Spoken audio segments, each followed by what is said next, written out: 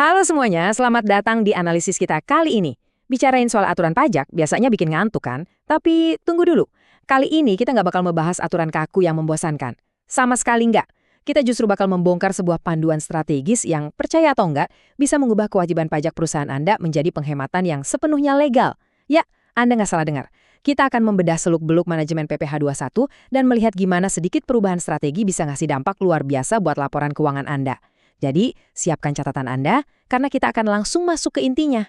Oke, kita punya alur yang jelas banget nih hari ini. Kita mulai dari dasar-dasar PPh 21, lanjut ke subjek dan objek pajak, membedah 3 metode pemotongan, ngobrolin manajemen accrual bonus, membandingkan natura dengan kas, dan terakhir kita tutup dengan strategi perencanaan pajak cepat. Kita masuk ke bagian 1, dasar-dasar PPh 21, memahami aturan main. Ibarat main game, strategi pajak yang efektif selalu dimulai dengan pemahaman yang super jernih tentang aturan main dasarnya.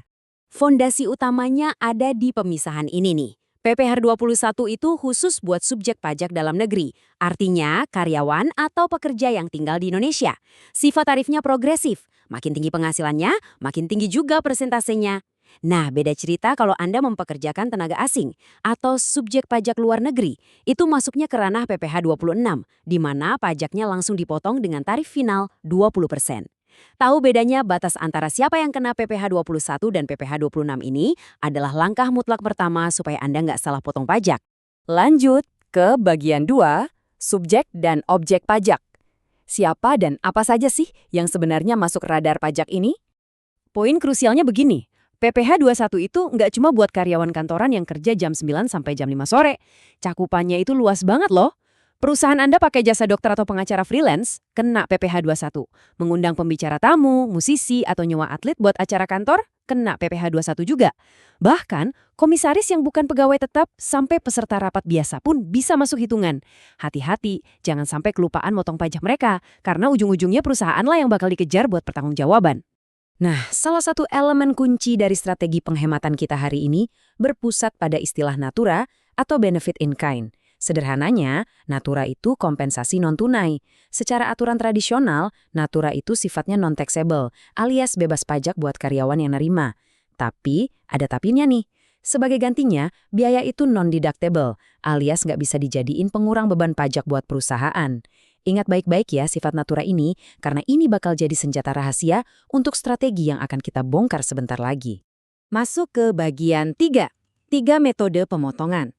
Percaya deh, begitu paham bagian ini Anda pasti mikir, tunggu, ternyata ada cara yang jauh lebih baik. Karena milih cara ngitung potongan pajak itu bukan sekedar urusan administrasi HRD, ini benar-benar keputusan finansial tingkat tinggi. Kalau kita jejarin ketiga metode ini, kita bakal nemuin celah strategis yang menarik. Metode pertama, gross. Gaji langsung dipotong, karyawan yang nanggung pajaknya. Perusahaan sih senang karena ini bisa jadi biaya pengurang pajak, tapi karyawan pasti cemberut. Metode kedua, net. Perusahaan dengan baik hati nanggung pajaknya. Karyawan happy kan? Tunggu dulu, ini jebakan. Biaya pajak ini sifatnya non-deductible. Perusahaan rugi secara fiskal. Nah, tibalah kita di bintang utama. Metode 3, gross up. Alih-alih ngebayarin pajak secara diam-diam, perusahaan ngasih tunjangan pajak yang nominalnya persis sama dengan jumlah pajak terutang.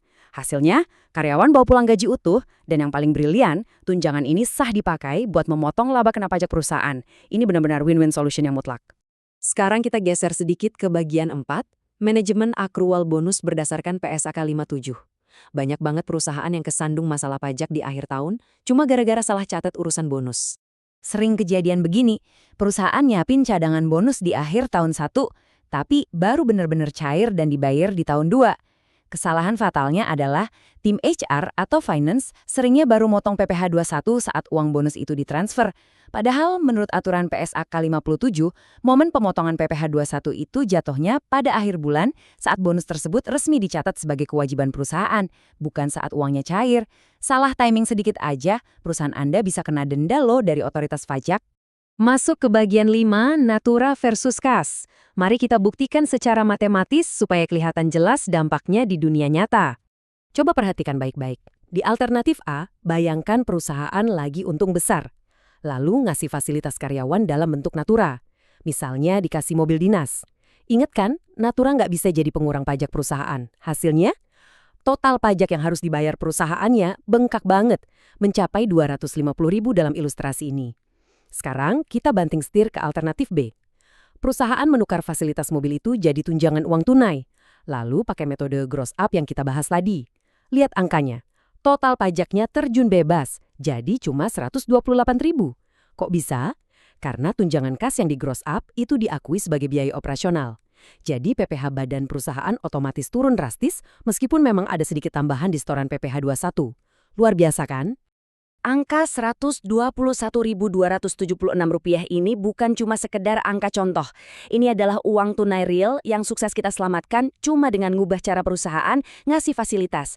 Dari barang menjadi uang tunai pakai metode gross up. Kelihatannya memang kecil di contoh ini, tapi coba bayangin kalau angka ini dikalikan ratusan atau ribuan karyawan Anda. Penghematannya benar-benar masif. Tapi tunggu, gimana kalau kondisinya lagi berbalik? Gimana kalau tahun ini perusahaan Anda justru lagi beroperasi dalam keadaan rugi? Nah, strateginya puter balik 180 derajat. Kalau lagi rugi, PPh badan Anda kan otomatis nihil. Jadi Anda nggak butuh biaya pengurang pajak. Dalam kondisi kayak gini, kembali ngasih natura justru jadi langkah paling jenius. Karyawan dapat fasilitas tanpa dipotong pajak, dan PPh 21 yang harus ditanggung sangat minim, tanpa merugikan perhitungan PPh badan Anda yang memang lagi nol. Ini baru namanya navigasi pajak yang super elegan. Oke, kita masuk ke bagian 6, strategi perencanaan pajak cepat. Siap-siap, kita akan sedikit ngebut di sini, ngebahas beberapa keputusan harian kantor dan efek instannya ke pajak Anda. Kasus pertama, perjalanan dinas.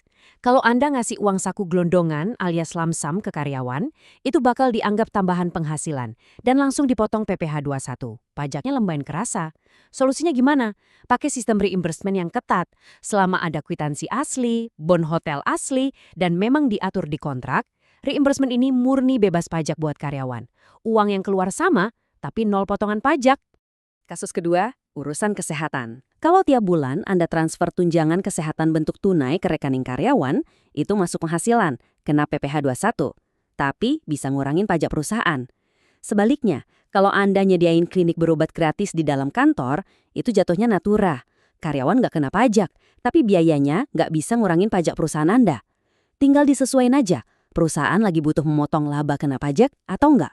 Kasus terakhir, makanan. Ini ada celah hukum yang super menarik dari PMK 167. Umumnya, ngasih makan gratis itu dihitung natura.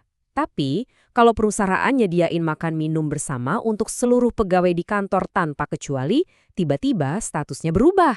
Biaya itu jadi sepenuhnya deductible alias bisa ngurangin pajak perusahaan. Tapi awas, kalau Anda cuma ngasih jatah makan buat divisi tertentu aja, statusnya balik lagi jadi natura biasa yang merugikan perusahaan secara pajak. Jadi, ini murni masalah gimana Anda mendesain kebijakan HR. Jadi, semua ini bermuara pada satu pertanyaan kritis buat Anda. Coba deh cek lagi kebijakan finansial di kantor. Apakah tim HR dan akuntansi Anda udah benar-benar menyusun strategi untuk memaksimalkan setiap pengurang pajak yang sah? Ataukah selama ini perusahaan cuma pasrah, nerima tagihan pajak apa adanya, dan langsung bayar gitu aja? Ingat loh, setiap rupiah yang berhasil Anda hemat lewat strategi yang tepat ini adalah uang segar yang bisa dipakai untuk menumbuhkan bisnis Anda sendiri. Jadi, nggak ada salahnya mulai periksa ulang kontrak kerja dan kebijakan remunerasi Anda hari ini juga. Terima kasih sudah ngobrol dan membedah strategi ini bareng saya. Sampai jumpa di analisis mendalam kita berikutnya.